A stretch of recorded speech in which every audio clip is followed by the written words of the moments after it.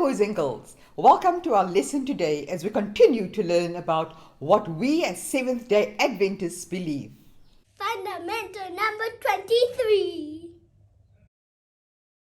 Hello, boys and girls. Today's lesson is about marriage and the family. For this, let's go back to creation.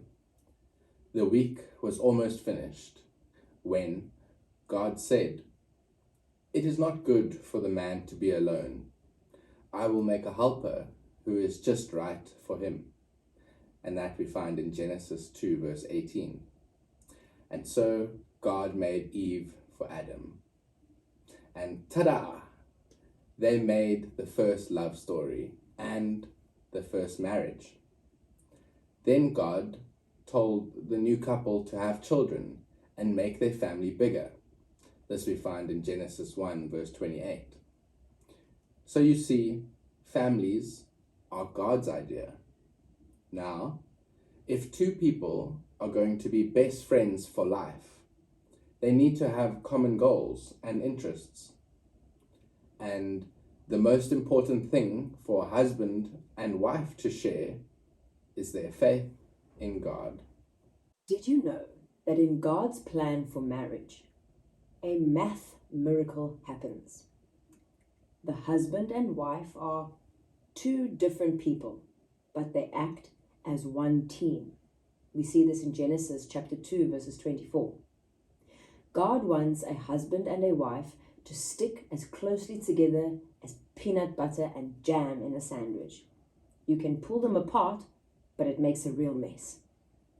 Yes, sometimes marriages break up, but that's not what God intended from the beginning. Matthew 19, 8 and 9. So, does everyone have to get married? Of course not. Jesus never got married.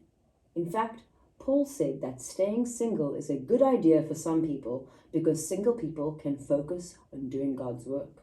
And we see this in 1 Corinthians 7, verses 7, as well as 32 to 35. Now, your family may be a total mess. Some family members may be missing from your life, but don't lose hope. God cares especially for those who don't have the family they need. This we can find in Psalm 68, verse 5. Plus, you have your church family to help you out. Remember lesson number 12? You've got millions of brothers and sisters around the world. Now I'm sure you know that in a family, kids have a big job. It's right in the 10 Commandments.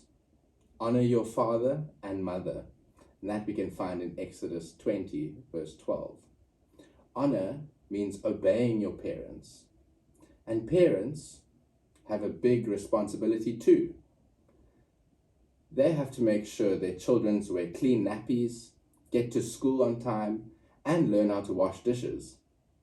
But most importantly, they need to teach their children about God. And they're supposed to do it in a kind and loving way, even if the children are whining and arguing. See you next week for fundamental number 24. Where we'll be talking about the heavenly sanctuary.